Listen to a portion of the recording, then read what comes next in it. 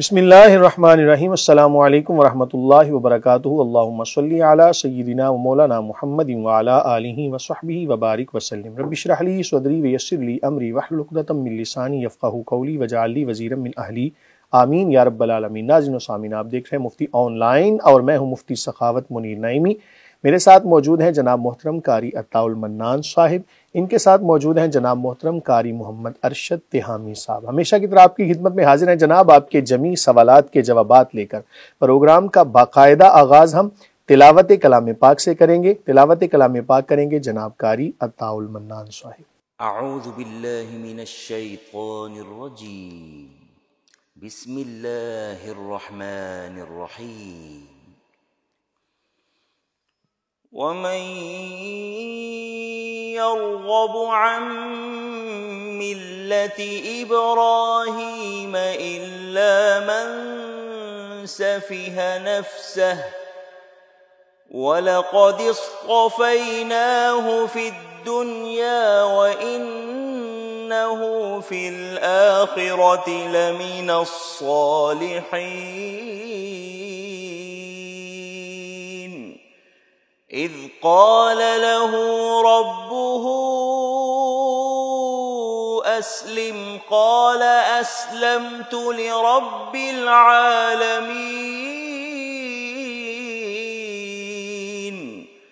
ووصى بها إبراهيم بنيه ويعقوب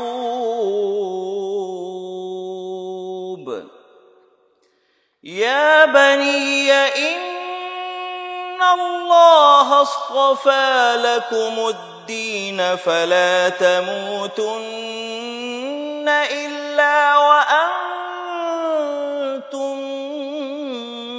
مسلمون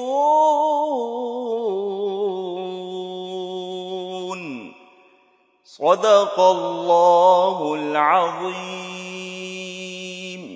ماشاء اللہ، جزاک اللہ، جزاکم اللہ خیرہ۔ بابزی وقار آیات بینات آپ نے سماعت کی، سورہ بقرہ کی آیات ہیں۔ قاری صاحب نے آج آیت نمبر 132 تک تلاوت کیا۔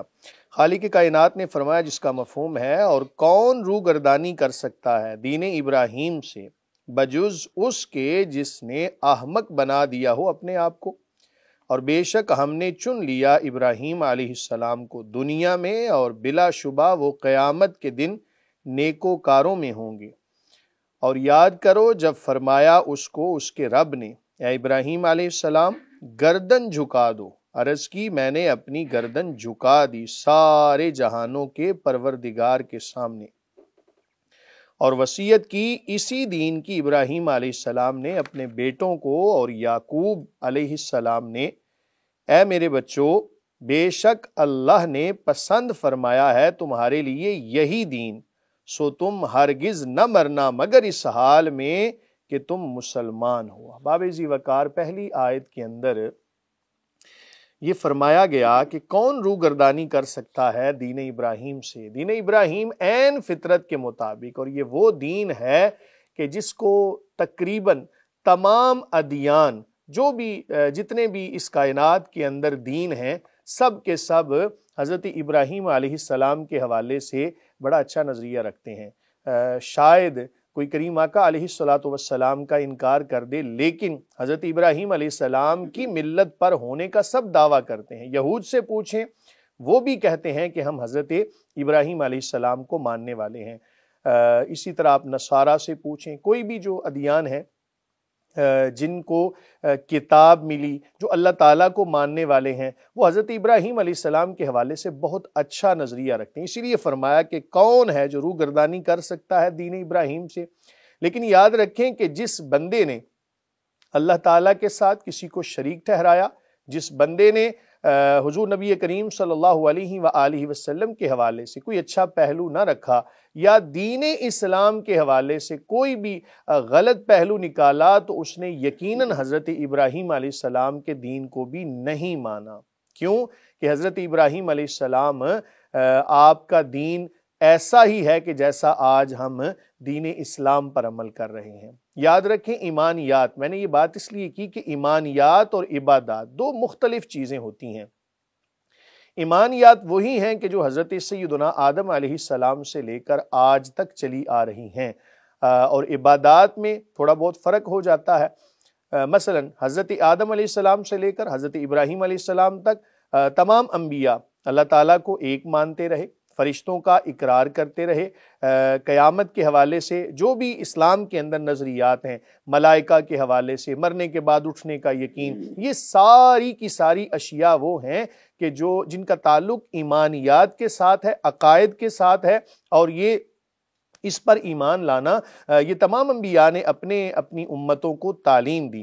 اگر کوئی اس سے پھر گیا، مثلا اللہ نہ کرے کوئی ایسی بات کہے اللہ تعالیٰ کے حوالے سے، ثالث و ثلاثہ کے الفاظ کہے، نصارہ نے، یہود نے اللہ تعالیٰ کے حوالے سے بیٹے کو مان لیا، تو یہ جتنے بھی عقائد ہیں یہ سب کے سب ملت ابراہیمی کے بھی خلاف ہیں۔ چہ جائے کہ کوئی کہے جی میں اسلام کا انکار کر رہا ہوں، تو جس نے دین کے اندر عقائد کے حوالے سے کوئی بھی نئی شک نکال لی تو اس نے اسلام سے روگردانی کر لی۔ تو اس لیے فرمایا کہ کون ہے کہ جو روگردانی کر سکتا ہے دین ابراہیم سے، بجز اس کے کہ جس نے اپنے آپ کو احمق بنا لی۔ یقیناً جو لوگ اسلام کے خلاف معاملات کر رہے ہیں، جو اسلام کو نہیں مانتے، وہ اس زمرے کے اندر یقینی طور پر آتے ہیں۔ اللہ تعالیٰ نے فرمایا کہ ہم نے چن لیا ابراہیم علیہ السلام کو دنیا میں، اور بلا شبہ وہ قیامت کے دن نیکوکاروں میں ہوں گے۔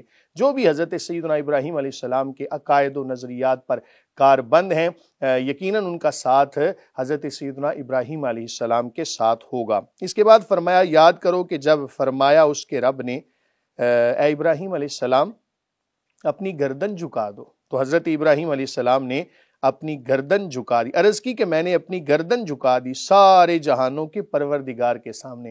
احباب وہ گردن جھکانا کیسا تھا؟ یقین مانے کہ حیرانگی والی بات ہے، اور بالکل جب بندہ اس بات کو پڑھتا ہے، سنتا ہے، تو اتنی حیرانگی ہوتی ہے کہ حضرت ابراہیم علیہ السلام نارے نمرود کے اندر پھینکے جا رہے تھے، اور حضرت جبریل امین علیہ السلام آ کے عرض کرتے ہیں کہ اے ابراہیم علیہ السلام کوئی درخواست ہو تو بتائیں۔ حضرت ابراہیم علیہ السلام نے خاموشی اختیار کی، صبر کیا، کہا کہ کیا میرا رب مجھے دیکھ نہیں رہا؟ کہا بالکل دیکھ رہا ہے، کوئی درخواست ہو، فرشتے عرض کر رہے ہیں، ابراہیم علیہ السلام آپ دعا ہی کر لیں۔ تو حضرت ابراہیم علیہ السلام فرماتے ہیں کہ جب میرا رب میری کیفیت کو، میرے معاملات کو دیکھ رہا ہے تو زبان کس وجہ سے کھولوں میں؟ اب یہ جملہ کہنا تھا کہ ادھر سے آواز آئی کہ اے نار، اے آگ گلزار ہو جا، قلنا یا نار کونی بردم و سلاما علی ابراہیم۔ اللہ تعالیٰ نے آگ کو حکم دیا کہ اے آگ گلزار ہو جا، سلامتی والی ہو جا حضرت ابراہیم علیہ السلام پر۔ اس سے ہمیں توکل کا ایک درس ملتا ہے، توکل کا پہلو نکلتا ہے کہ ہمیں ہر حال میں اللہ تعالیٰ کی ذات پہ بھروسہ ہونا چاہیے۔ جس نے مشکلات عطا فرمائی ہیں وہی ان کو دور فرمانے والا ہے۔ تو حضرت ابراہیم علیہ السلام نے ایسی گردن جھکائی اللہ تعالیٰ کے سامنے کہ جس کی مثال نہیں قائم ہو سکتی۔ آج کے دور میں آپ دیکھیں تو آپ کو ایسی کوئی مثال نہیں ملتی۔ اس کے بعد فرمایا کہ اور وصیت کی اسی دین کی ابراہیم علیہ السلام نے اپنے بیٹوں کو، اور حضرت یعقوب علیہ السلام نے وہ وصیت کیا تھی کہ اسلام کے اوپر ہی ثابت قدم رہنا۔ آپ جملے پر ذرا غور کریں کہ ان اللہ اصطفیٰ لکم الدین، کہ بے شک اللہ نے تمہارے لیے دین اسلام کو پسند فرمایا، چن لیا ہے، اور فلا تموتن الا وانتم مسلمون، جب تم دنیا سے جاؤ اس حال میں مرنا کہ تم مسلمان ہو۔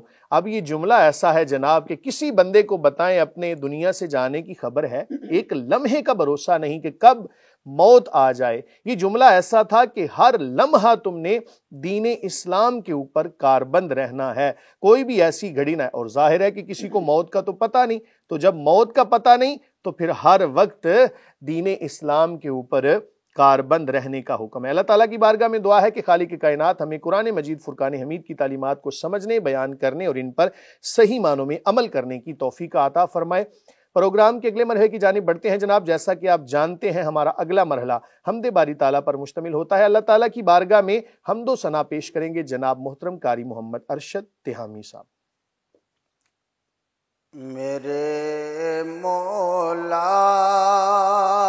تیرا ثانی نہیں سارے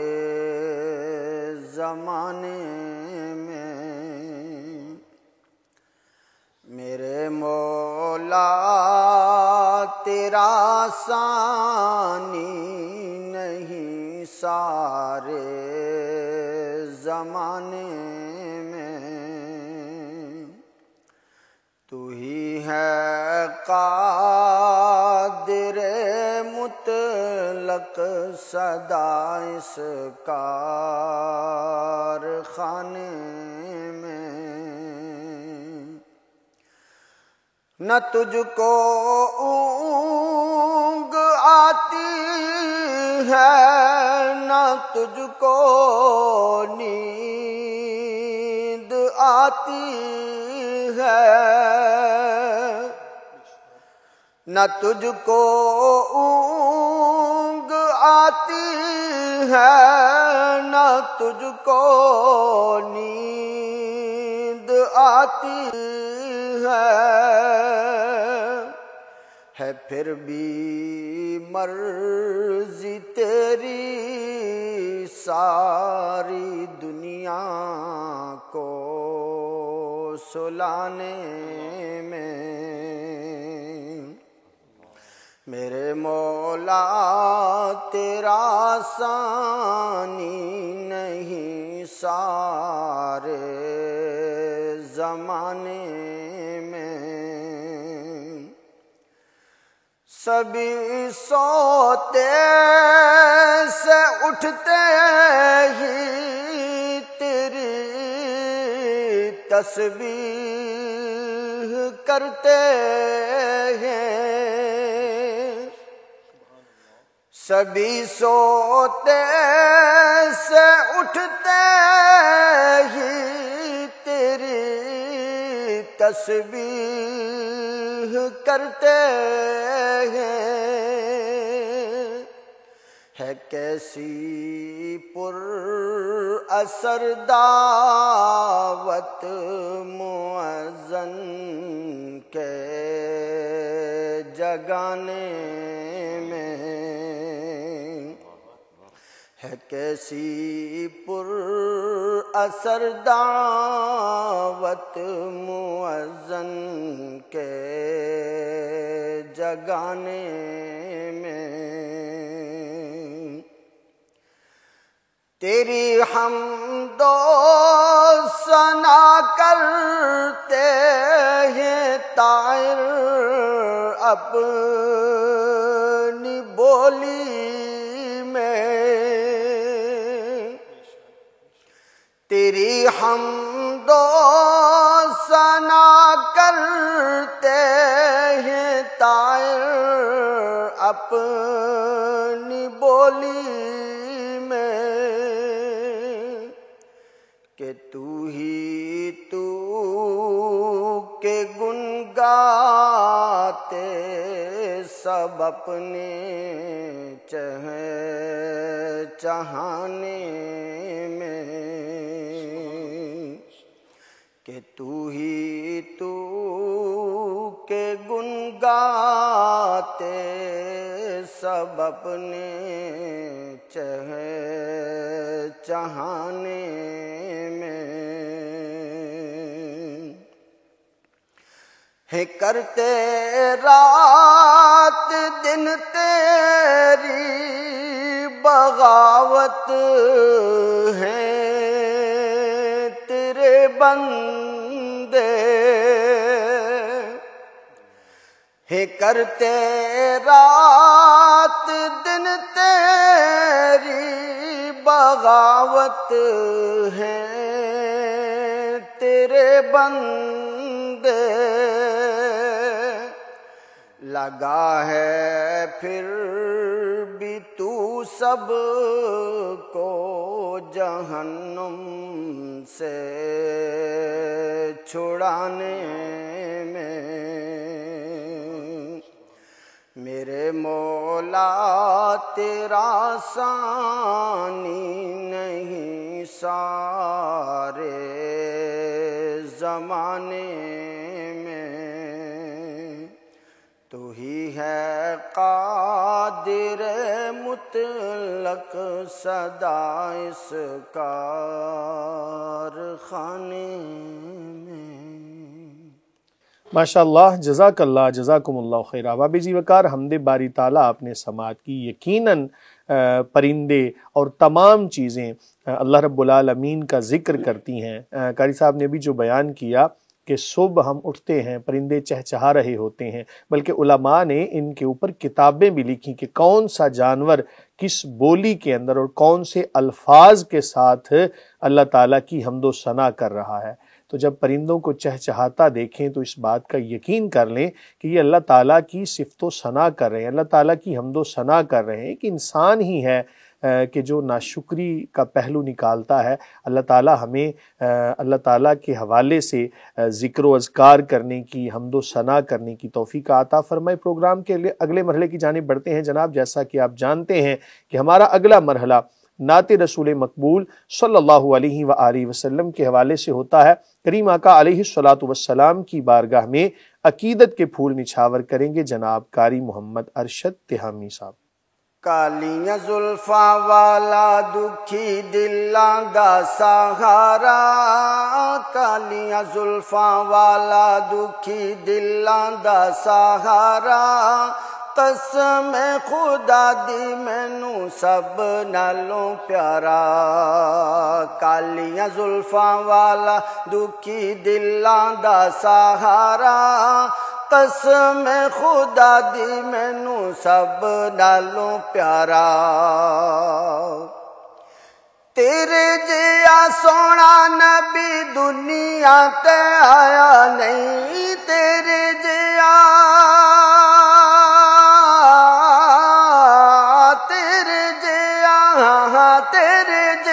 सोना नबी दुनिया ते आया नहीं। यार हो जे या रब किसे नू बनाया नहीं, यार हो जे या रब किसे नू बनाया नहीं। 14वीं दा चन्न ते अरशां दा तारा, 14वीं दा चन्न ते अरशां दा तारा, कसम खुदा दी मैनू सब नालों प्यारा।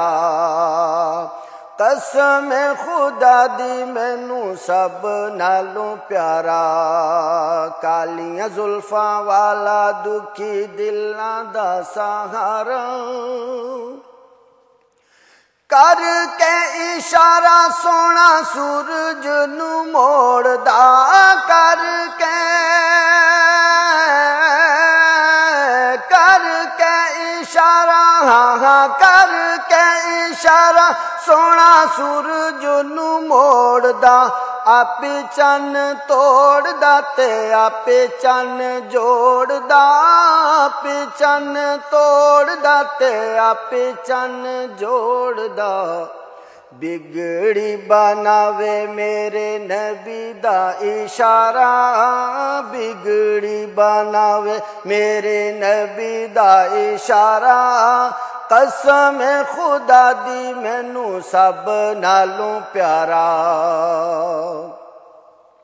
देंदे ने गवाही जर्रे जर्रे को है तूर दे, देंदे ने हाँ देंदे ने गवाही जर्रे जर्रे को है तूर दे। वेख दे नसीबां वाले जलवे हुजूर दे, वेख दे नसीबां वाले जलवे हुजूर दे। आमना दा चन्न ते हलीमा दा दुलारा, आमना दा चन्न ते हलीमा दा दुलारा, कसम खुदा दी मैनू सब नालों प्यारा। कसम खुदा दी मैनू सब नालों प्यारा। दसा की मैं मुस्तफा दी केडी उच्ची शान है, दसा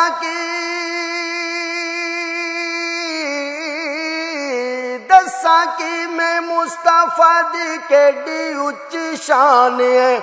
आप दी तारीफ विच सारा ही कुरान है, आप दी तारीफ विच सारा ही कुरान है। پڑھ کے تو ویکھ جڑا مرضی سپارہ، پڑھ کے تو ویکھ جڑا مرضی سپارہ، قسم خدا دی مینوں سب نالوں پیارا۔ کہندی اے حلیمہ مکھ ویکھ لجپال دا، کہندی کہندی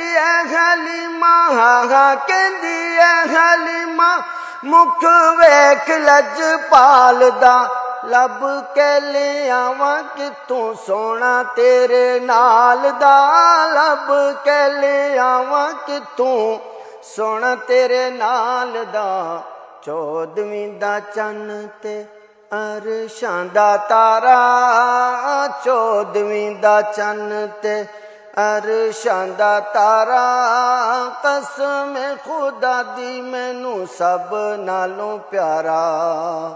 کالیاں زلفاں والا دکھی دلاں دا سہارا، قسم خدا دی مینوں سب نالوں پیارا۔ ماشاءاللہ، جزاک اللہ، جزاکم اللہ خیرہ۔ بابی زی وقار نعت رسول مقبول صلی اللہ علیہ وآلہ وسلم آپ نے سماعت کی۔ پنجابی کلام بڑا میٹھا ہوتا ہے، دل میں اترنے والا ہوتا ہے، بڑی تاثیر تھی اس کے اندر۔ کریم آقا علیہ الصلوۃ والسلام کی صفت و ثنا ہر زبان کے اندر ہر شاعر نے کی، کسی نے شعر کی صورت میں کی، کسی نے نثر کی صورت میں۔ بہرحال پروگرام کے اگلے مرحلے کی جانب بڑھتے ہیں جناب۔ جیسا کہ آپ جانتے ہیں ہمارا اگلا مرحلہ سوالات و جوابات کی نشست پر مشتمل ہوتا ہے۔ آپ احباب کے بہت سارے سوالات ہمیں موصول ہوتے رہتے ہیں، وقتاً فوقتاً ان کو پروگرام میں شامل کرتے رہتے ہیں۔ قاری صاحب کون سے آج کے سوالات موصول ہیں؟ مفتی صاحب آج کا پہلا سوال ایک بہن پوچھتی ہیں کہ میرے شوہر کو نیل پالش بہت پسند ہے، وہ چاہتے ہیں میں ہر وقت نیل پالش لگا کر رکھوں، لیکن میں نماز کی وجہ سے ہر وقت نیل پالش نہیں لگا سکتی، خاص موقعوں پر لگا لیتی ہوں جیسے کوئی شادی بیاہ وغیرہ، لیکن میرے شوہر اس بات پر بہت غصہ کرتے اور جھگڑتے ہیں، میری سمجھ میں نہیں آتا میں کیا کروں، رہنمائی فرما دیں۔ بسم اللہ الرحمن الرحیم۔ خاوند کو بھی ایسی خواہش کا اظہار نہیں کرنا چاہیے کہ جس کے اندر اللہ تعالیٰ کی نافرمانی کا کوئی پہلو نکلتا ہو۔ نیل پالش لگانا غلط نہیں ہے، لیکن یاد رکھیں کہ جب نماز کا وقت ہوگا، اگر بالفرض نیل پالش کے اندر کوئی ایسی چیز شامل ہوئی کہ جو حرام پر مشتمل تھی، تو ایسی صورتحال کے اندر، یا ناپاک تھیں، تو ایسی صورتحال کے اندر تو نماز کے اندر بھی خلل واقع ہوگا۔ تاہم کوئی بھی ایسی نیل پالش کہ جو حلال اجزاء پر مشتمل ہو، جس کے اندر کوئی بھی ناپاکی والا پہلو نہ پایا جائے، وہ لگانا جائز ہے، اور شوہر کی دلجوئی کے لیے ہر معاملہ خاتون کو کرنا چاہیے۔ بڑی اچھی بات ہے، آپ خاوند کا خیال کرتی ہیں۔ تمام بہنوں، تمام سننے والی بہنوں سے یہ التماس ہے کہ جو شادی شدہ ہے اپنے خاوند کے حوالے سے اس کی ہر خواہش کو مد نظر رکھنا مستحسن ہے۔ لیکن جب نماز کا وقت ہوگا تو اگر آپ نے وضو کرنا ہے، بالفرض نیل پالش لگی ہوئی، ناخنوں تک پانی نہیں پہنچا تو وضو نہیں ہوگا، وضو نہیں ہوگا تو نماز نہیں ہوگی۔ اس لیے آپ یا تو یہ کریں کہ ہر نماز کے جب بھی وضو کرنا ہے آپ نے، تو آپ نیل پالش کو ہٹا لیں اور اس کے بعد وضو کر کے تو پھر آپ نیل پالش لگا سکتی ہیں اور اپنی نماز کو ادا کر سکتی ہیں۔ لیکن ایسا بھی آپ کر لیں، مثال کے طور پہ ظہر کے وقت آپ نے یا عصر کے وقت آپ نے وضو کیا، نیل پالش لگا لی، اور ہو سکتا ہے آپ کا وضو عصر، مغرب اور عشاء تک چل جائے، تو ایسی صورتحال کے اندر کوئی غلط بات نہیں۔ لیکن یہ اصول آپ نے یاد رکھنا ہے جناب کہ اللہ تعالیٰ کی جہاں پر نافرمانی پائی جا رہی ہو وہاں پر مخلوق کی اتباع جائز نہیں ہے۔ حدیث مبارکہ کا یہی مفہوم ہے۔ اصول آپ یہی مد نظر رکھیں کہ بس پانی جسم تک پہنچنے سے کوئی چیز مانے نہ ہو، اس کے علاوہ جائز حدود کے اندر رہ کر آپ اپنے خاوند کی اتباع کر سکتی ہیں۔ واللہ تعالی عالم بالصواب۔ جی مفتی صاحب اگلا سوال ہمیں وائس نوٹ میں موصول ہوا ہے، میں پلے کرتا ہوں، آپ سنیے گا۔ السلام علیکم ورحمۃ اللہ وبرکاتہ۔ مفتی صاحب کیا حال ہیں جی آپ کے؟ اللہ پاک آپ کو خوش رکھے، شاد آباد رکھے جی۔ اچھا صاحب جی، میرا نا مسئلہ یہ ہے کہ میرے پاس تھوڑے پیسے تھے، تقریباً 10 لاکھ تھا، وہ میں نے نا کسی بھائی کو دے دیے، وہ قرضے کے طور پہ دے دیے، اس کو ضرورت تھی اس نے کہیں دوسرے ملک جانا تھا، وہ چلا گیا لے کے. ابھی اس کے حالات ادھر دوسرے ملک میں جا کے صحیح نہیں رہے، وہ یعنی وہ کمائی نہیں رہی اس کو. وہ بھی پیسے اس کا ریٹرن کرنے کا بھی وقت بھی کوئی مقرر نہیں کیا میرے ساتھ اس نے. ہاں جی، پتہ نہیں وہ پیسے آئیں گے تو صحیح میرے پاس. ہاں جی، لیکن کب آئیں گے، وہ کیسے آئیں گے، قسطوں کے حساب سے آئیں گے، یہ اللہ عالم. ہاں جی، اب مسئلہ میرے لیے یہ ہے کہ وہ میرے پاس تھے ہی وہ، اور پیسے نہیں ہیں.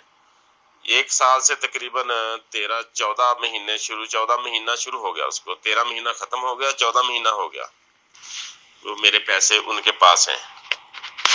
تو میں پوچھنا چاہتا ہوں کہ سال ہو گیا، اس کا زکوٰۃ جو دینا ہے وہ میرے ذمہ بنتا ہے. میرے پاس تھے بھی وہی، اور میرے پاس دینے کی گنجائش بھی نہیں ہے. اور میرے پاس اگر میں زکوٰۃ دوں گا تو کسی سے لے کے دوں گا. وہ بھی ریٹرن کرنے کی ہمت نہیں رکھتا ابھی. ہاں جی، یہ معاملہ ہے میرے ساتھ. ابھی آپ رہنمائی فرمائیں ہماری، بھی وہ زکوٰۃ دینی ہے تو کیسے دیں. اگر ضروری ہے میرے اوپر تو میں کسی سے قرض لے کے دے سکتا ہوں. اگر وہ جس نے میرے سے لیے تقریباً 10 لاکھ روپیہ، وہ تو نہیں دے سکتا، اور میرے پاس کچھ ہے بھی نہیں ہے. یہ میں آپ سے رہنمائی چاہتا ہوں. زکوٰۃ میرے سر میں ہے، میرے ذمے ہے، تو میں کسی سے قرض لے کے وہ اپنی زکوٰۃ کا فرض ادا کر سکتا ہوں. یہ میری رہنمائی فرمانے. اللہ پاک آپ کو خوش و خرم رکھے جی. اللہ پاک آپ کی زندگی میں برکت عطا فرمائے. السلام علیکم. جی مفتی صاحب یہ پوچھ رہے ہیں کہ میرے پاس 10 لاکھ روپیہ تھے، میں نے کسی بھائی کو ادھار کے طور پہ دے دی، وہ باہر کے ملک چلا گیا اور اس نے کوئی مدت بھی مقرر نہیں کی کہ میں کب واپس کروں گا. تو اب 13-14 مہینے گزر چکے ہیں اور میرے پاس مزید کوئی پیسے نہیں ہیں، تو میں زکوٰۃ ادا کروں گا اس پر یا نہیں؟ مجھ پر ان پیسوں کے عوض زکوٰۃ لگتی ہے یا نہیں؟ یہ مجھے بتا دیں. اگر لگتی ہے تو کیا میں کسی سے قرض لے کر وہ زکوٰۃ ادا کروں یا پھر کوئی اور طریقہ ہوگا اس کا؟ یہ بتا دیں سر. بسم اللہ الرحمن الرحیم. ہر وہ مال کہ جو کسی کی ملکیت میں ہو، اور ملکیت کسی سے قرض جو لینا ہوتا ہے وہ بھی اسی کی ملکیت ہوتی ہے. اصول آپ نے یاد رکھنا ہے جناب کہ جو پیسے، جو مال، جو بھی چیز بندہ کیس کر کے حاصل کر سکتا ہو وہ اسی کی ملکیت میں شامل ہوتا ہے. اب ظاہر ہے کہ پیسے ہیں، روپے ہیں، تو ان کے اوپر زکوٰۃ دینا لازم ہے. کسی کو آپ نے جب قرض دیا تھا تو آپ یہ بتائیں کہ کیا آپ نے کوئی معاہدہ کیا تھا؟ اگر نہیں لکھا اس کے حوالے سے تو آپ نے شروع میں ہی معاملہ خراب کر لیا تھا. قرآن کہتا ہے یا ایھا الذین آمنوا اذا تداینتم بدین الی اجل مسمى فاکتبوا. تو آپ نے فاکتبوا پر تو عمل نہیں کیا، تو پھر ظاہر ہے کہ پھر ایسے نقصانات کا ہونا کوئی بعید نہیں ہے. فاکتبوا کا ترجمہ کیا ہے؟ بس تم لکھ لو اس کو. اچھا، لکھنا جب بھی ضروری تم ہے. ہاں جی قرض کا معاملہ کرتے ہو تو اس وقت اس کو لکھ لو کہ کب دیا جائے گا واپس، اس کی شرائط کیا ہوں گی. تو وہ تمام باتیں لکھنا یہ ضروری ہوتا ہے. ضروری میں اس لیے کہہ رہا ہوں کہ اس میں نا بہت سارے فوائد بھی ہیں، اور شریعت کا کوئی بھی حکم جناب حکمت سے خالی نہیں ہے. اب آپ نے شروع میں ہی معاملہ خراب کر لیا. بہرحال جب بھی وہ پیسے آپ کے پاس واپس آئیں گے یا وہ جب تک آپ کو نہیں ملتے، آپ پر زکوٰۃ دینا بہرحال لازم ہے. اصول میں نے اس سے پہلے آپ کے گوش گزار کر دیا. جتنی بھی زکوٰۃ بنتی ہے آپ اس کو ادا کریں، اس نیت کے ساتھ ادا کریں کہ اللہ تعالیٰ زکوٰۃ کو ادا کرنے کی وجہ سے مال کے اندر برکت عطا فرماتا ہے. زکوٰۃ کا ایک معنی ہوتا ہے جناب پاک کرنا، ایک معنی ہوتا ہے بڑھوتری. تو آپ ان دونوں کو معنوں کو اگر سامنے رکھیں تو یقیناً آپ کے مال کے اندر بڑھوتری بھی ہوگی، مال پاک بھی ہوگا.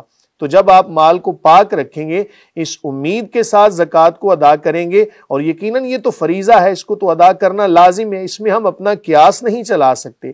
تو بہرحال آپ اپنی جو زکوٰۃ ہے اس کو ادا کریں. کوئی زیادہ رقم نہیں بنتی. ظاہر ہے کہ روزمرہ کے معاملات بھی تو آپ چلا رہے ہوں گے، تو اپنی زکوٰۃ کو ادا کریں. جتنے سالوں تک وہ واپس نہیں کرتا وہ ملکیت آپ کی ہے، زکوٰۃ آپ کو ہی ادا کرنا پڑے گی.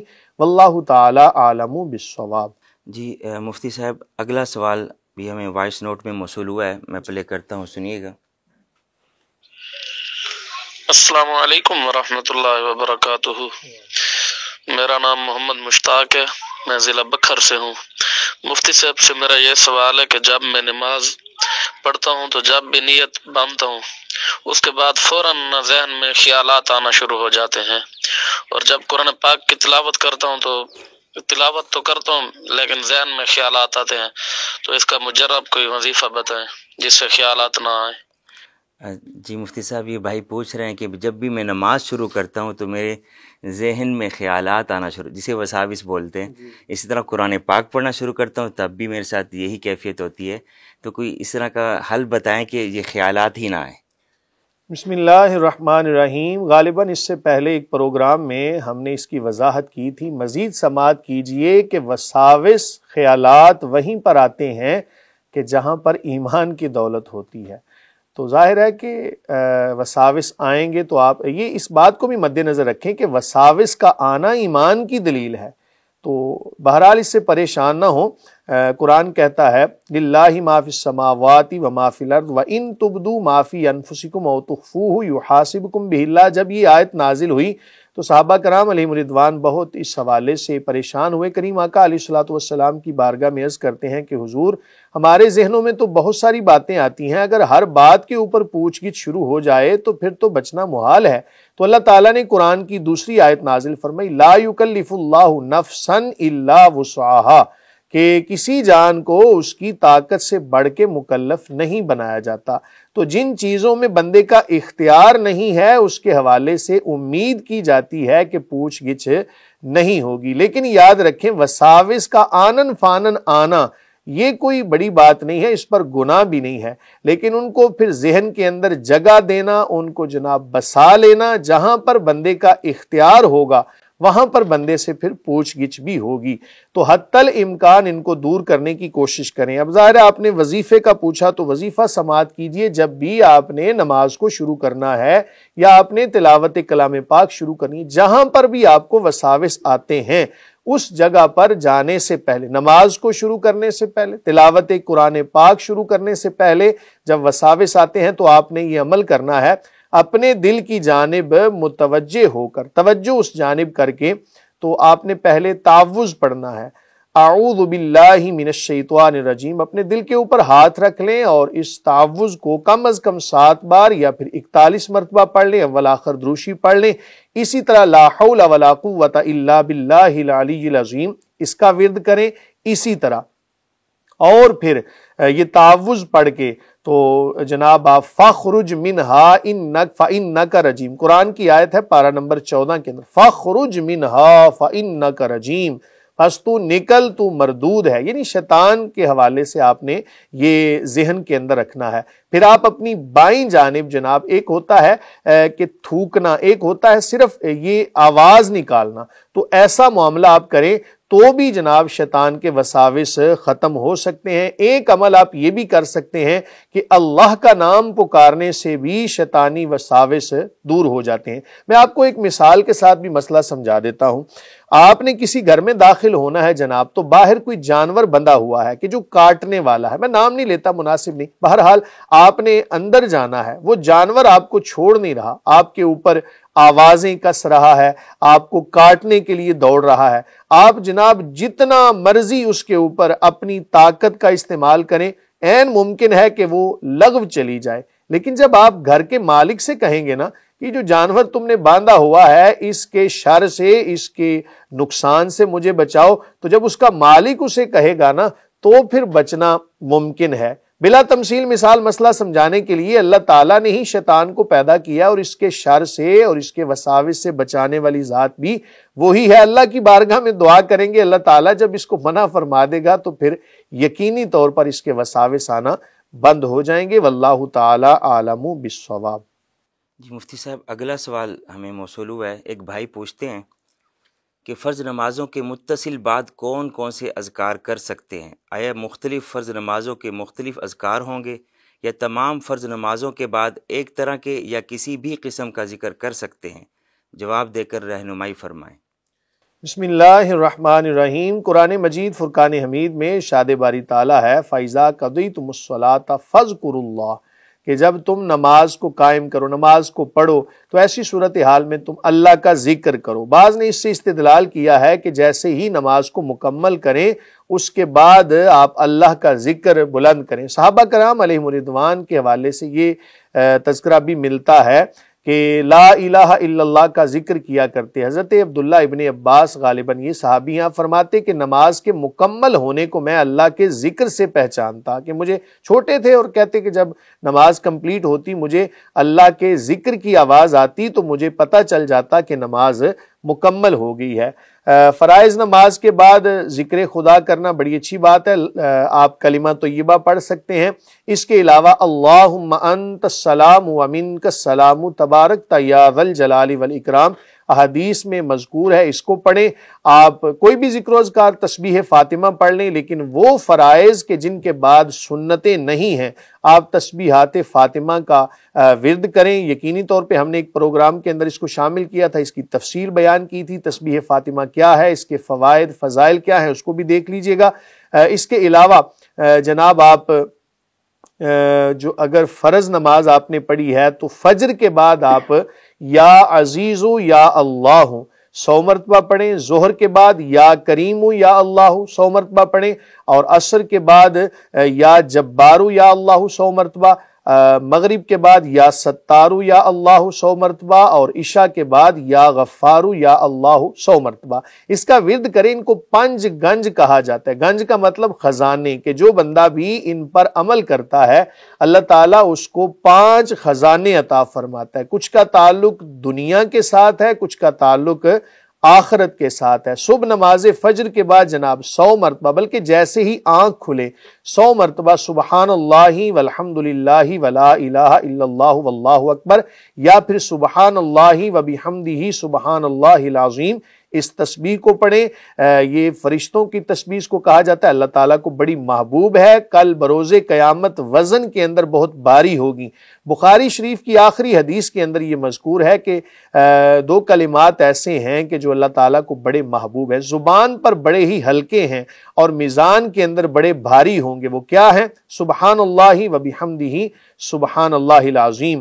نماز مغرب کے بعد آپ 100 مرتبہ، کم از کم 100 مرتبہ استغفار کریں۔ سونے سے پہلے 100 مرتبہ سورہ اخلاص پڑھیں۔ یہ جتنے بھی وظائف بتائے ہیں ان کی بہت ساری برکات آپ کو ملیں گی، یقیناً دنیا کے اندر بھی اور آخرت کے اندر بھی۔ صاحب آپ کے ساتھ یہ بات بھی شیئر کر دوں، میں جب سعودیہ گیا تھا تو مسجد نبوی صلی اللہ علیہ وسلم میں ایک چارٹ لگا ہوا تھا نماز کے متصل بعد جو اذکار کرنے ہیں، اس میں دعائیں بھی لکھی ہوئی تھی، اللہم اعنی علی ذکرک و شکرک و حسن عبادتک۔ پھر ایک اور دعا لکھی ہوئی تھی، اللہم لا مانع لما اعطیت ولا معطی لما منعت ولا ينفع ذا الجد منک الجد۔ پھر چوتھا کلمہ بھی لکھا ہوا تھا، تیسرا کلمہ بھی لکھا ہوا تھا، اس طرح ڈھیر سارے اذکار اور بھی لکھے ہوئے تھے۔ تو اس سے تو واضح پتہ چلتا ہے کہ متصل بعد دعائیں بھی کرنا جائز ہے، اور اس کے علاوہ اذکار بھی آپ صلی اللہ علیہ وسلم سے ثابت ہے، اور بہت زیادہ اذکار ثابت ہیں۔ بہت زیادہ اذکار احادیث کے اندر مذکور ہیں، اگر ان کی تفصیل بیان کریں تو بہت طویل ہو جائے گی، اس لیے میں نے آپ کو چند بتا دیے ہیں، اور جو قاری صاحب نے بھی بیان کیے یقینی طور پہ یہ بھی احادیث کے اندر مذکور ہیں۔ اللہم اعنی علی ذکرک و شکرک و حسن عبادتک۔ اور یہ بات بھی یاد رکھیں کہ جب اجتماعی طور پر دعا مانگیں تو پھر کوشش کریں کہ جمع کے صیغے بیان کریں۔ اللہم اعنا علی تلاوت القرآن و ذکرک و شکرک و حسن عبادتک۔ کریم آقا علیہ الصلوۃ والسلام نے یہ دعا ایک صحابی کو سکھائی اور کہا کہ اس کو ہر نماز کے بعد پڑھنا۔ انہوں نے عرض کی یا رسول اللہ صلی اللہ علیہ وسلم مجھے آپ سے بڑی محبت ہے، تو کریم آقا علیہ الصلوۃ والسلام نے فرمایا کہ اس کی دلیل تو پھر یہی ہے نا کہ تم ہر نماز کے بعد ان دعاؤں کو پڑھو، اور کثیر تعداد کے اندر جو ہے نا وہ جناب آپ کو اذکار ملیں گے، تو جتنے آسانی ہو ان کو شروع کریں، آہستہ آہستہ ان کو بڑھاتے جائیں۔ مفتی صاحب اگلا سوال میں وائس نوٹ میں موصول ہوا ہے، میں پلے کرتا ہوں، آپ سنیے گا۔ السلام علیکم بھائی صاحب، میرے ساتھ مسئلہ یہ ہے کہ ہم 6 بہنیں ہیں، ہمارے رشتے نہیں ہو رہے ہیں، 28 سال میری عمر ہے، تو اس وجہ سے ہم پریشان ہیں۔ ہمارے پاس ٹی وی نہیں ہے، میں ٹی وی پر آپ کا پروگرام نہیں دیکھتی ہوں، فیس بک پر جو ہے وہ میں دیکھتی ہوں آپ کی ویڈیو، تو آپ کی جو سوالات اور جوابات ہوتے ہیں لوگوں والے تو میں سنتی ہوں۔ تو میرا مسئلہ یہ ہے جو میں آپ سے شیئر کرنا چاہ رہی ہوں کہ ہم 6 بہنیں ہیں، ہمارے رشتے نہیں ہوئے، رشتوں کی وجہ سے بہت پریشان ہیں۔ کھاتے پیتے گھرانے سے تعلق ہے ہمارا، 5 وقت نماز پڑھتی ہوں میں، تو آپ استخارہ کر کے بتائیں اور آپ کا جواب مجھے اسی نمبر پر واٹس ایپ کر کے آپ وائس بھیجنا، کیونکہ ٹی وی پر تو شاید میں نہیں سن سکوں گی، ہمارے پاس ٹی وی نہیں ہے، تو بابا بھائی آپ ہماری مہربانی کریں، برائے مہربانی، ہم پریشان ہیں۔ آپ جانتے ہیں جس گھر میں 6 بیٹیاں جوان ہیں تو اس کا ماں باپ کتنا پریشان ہوگا، ماں باپ ہمارے جو ہیں بیچارے بہت پریشان ہیں، ہم خود بھی پریشان ہیں، دنیا والوں کی باتیں سن سن کر تنگ آ گئے، کوئی کہتا ہے یہ کرو وہ کرو وہ کرو، کچھ بھی، بس وہ سب کچھ اللہ پاک جانتا ہے۔ تو میں چاہتی ہوں بھائی آپ استخارہ کر کے بتائیں کہ ہم دونوں کے رشتے کیوں نہیں ہو رہے ہیں۔ میرا نام فریدہ ہے، میری والدہ کا نام حاکم زادی ہے، برائے مہربانی آپ ہماری مدد فرمائیں کہ ہمارے رشتے کیوں نہیں ہو رہے ہیں۔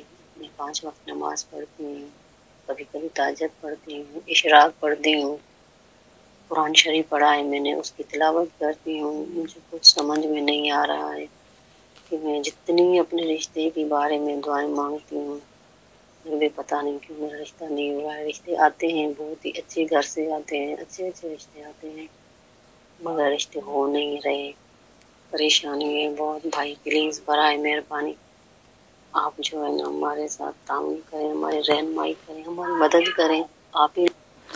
جی مفتی صاحب، یہ بہن نے دکھ بھری کہانی سنائی کہ ہم 6 بہنیں ہیں اور ہماری شادیاں نہیں ہو رہی۔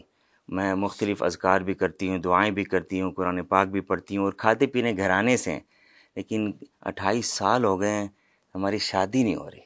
ہم اس بارے میں پریشان، آپ استخارہ کر کے بتائیں، ہماری مدد کریں، ہماری رہنمائی کریں، ہمیں کیا کرنا چاہیے؟ بسم اللہ الرحمن الرحیم۔ آپ کی کہانی بڑی دکھ بھری ہے، اللہ تعالیٰ آپ کی مدد فرمائے، آپ کے معاملات آسان ہوں۔ ہم پوری ٹیم آپ کے لیے دعا کرتے ہیں کہ اللہ تعالیٰ کرے کہ آپ کے مناسب جگہوں پر رشتے ہو جائیں۔ تمام بہنوں کے جہاں جہاں بھی بیٹیاں بغیر خاوند کے بیٹھی ہیں، شادی کے بغیر ہیں، نکاح کے بغیر ہیں، اللہ تعالیٰ ان کے لیے مناسب رشتے ان کے عطا فرمائے اور ان کے اسباب ایسے عطا فرمائے کہ تمام کی بیٹیاں جو ہیں وہ اپنے گھروں میں خوش و خرم رہیں۔ بہرحال جہاں تک بات یہ ہے وظیفے کی، تو آپ نے ہر نماز کے بعد اول آخر درود شریف کے ساتھ 41 مرتبہ اس آیت کو پڑھنا ہے۔ سورہ یاسین کی آیت ہے، سبحان الذی خلق الازواج کلھا مما تنبت الارض ومن انفسہم ومما لا یعلمون۔ اس آیت کو 41 مرتبہ پڑھ کے اس کے بعد آپ نے دعا کرنی ہے۔ سجدے کی حالت میں دعا کر لیں، یعنی علیحدہ سے سجدہ کر کے تو سجدے کی حالت میں دعا کر لیں، یا پھر ویسے آپ دعا کر لیں۔ اللہ تعالیٰ کی بارگاہ میں امید کرتے ہیں کہ اللہ تعالیٰ کوئی ایسے اسباب عطا فرما دے۔ پہلے اور یہ بات بھی یاد رکھیں کہ جو کوئی مناسب رشتہ آئے نا تو فی الفور کر لینا چاہیے۔ بعض دفعہ یہ دیکھا گیا ہے کہ جب کوئی مناسب رشتہ مل رہا ہوتا ہے تو تب ہمارے پیش نظر ہوتا ہے جی ہماری بیٹی یا ہماری فلاں یہ بھی تعلیم حاصل کر رہی ہے، یا ابھی کون سا شادی کی عمر ہے۔ کریم آقا علیہ الصلوۃ والسلام نے حضرت علی المرتضیٰ رضی اللہ عنہ آپ کو فرمایا کہ علی 3 کاموں میں جلدی کرنا، ان میں سے ایک کام یہ بھی تھا کہ بیٹا یا بیٹی جب جوان ہو جائیں ان کا مناسب رشتہ مل رہا ہو، کف کے اندر رشتہ مل رہا ہو تو فی الفور رشتہ کر دینا۔ اگر تم نے ایسا نہ کیا تو پھر ظاہر ہے، ایک اور حدیث میں آتا ہے کہ جب کوئی رشتہ مانگنے کے لیے آئے تو اس کو دے دینا چاہیے جبکہ وہ مناسب ہو، اگر نہ دو گے تو زمین کے اندر بڑا فتنہ اور فساد ہوگا۔ تو ان چیزوں کو ملحوظ خاطر رکھتے ہوئے مناسب رشتہ مل رہا ہو تو فی الفور ہاں کر دینی چاہیے، والدین کو بھی چاہیے، اور ظاہر ہے کہ بقائے نسل انسانی کا یہ ایک ذریعہ ہے۔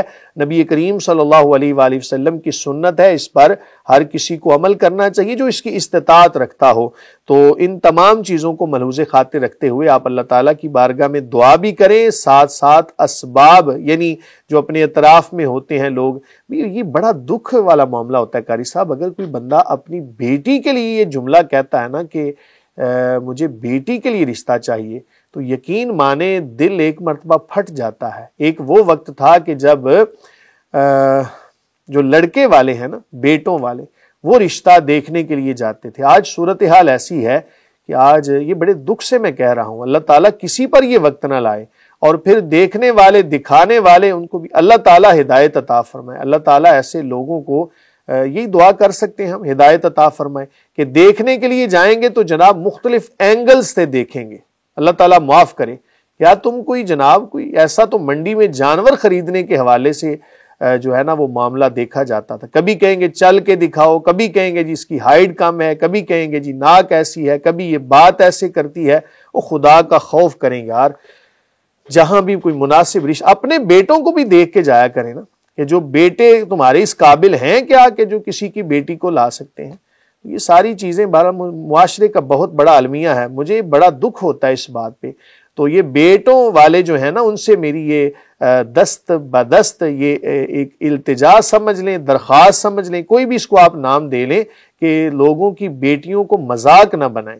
اگر آپ نے دیکھنا ہی ہے رشتہ تو کسی خاتون کے حوالے سے جا کے پہلے دیکھ لیں جناب، آپ کو نہیں پسند تو ریجیکٹ کر کے آنا یہ بہت بری بات ہے جناب۔ اس بیٹی کے دل پہ کیا گزرے گی کہ جس کا رشتہ آپ ریجیکٹ کر کے جا رہے ہو، اس بنا پر کہ اس کی ہائٹ کم ہے، اس بنا پر کہ اس کو بولنا نہیں آتا، اس بنا پر یہ جن چیزوں کے اندر بندے کا اختیار ہی نہیں ہے اس پر کسی کو ملامت کرنا یہ غلط بات ہے۔ کریم آقا علیہ الصلوۃ والسلام نے فرمایا کسی خاتون سے نکاح کچھ وجوہات کی بنا پر کیا جاتا ہے، ان میں سے ایک وجہ یہ ہے حسن و جمال، تو وہ بھی ڈھل جائے گا، ایک وقت آئے گا ختم ہو جائے گا۔ اس کے علاوہ خاندان اور روپیہ پیسہ دیکھا جاتا ہے، وہ بھی ایک وقت آئے گا فنا ہو جائے گا۔ کریم آقا علیہ الصلوۃ والسلام نے فرمایا کہ تم دینداری کو ملحوظ خاطر رکھو کہ یہ نسلوں کو سنوار دیتی ہے۔ اور جیسا کہ ہماری اس بہن نے ابھی اپنی دکھ بھری کہانی سنائی اور کہا کہ ہم نمازیں بھی پڑھتی ہیں، اشراق تک پڑھتی ہیں، بڑی اچھی بات ہے۔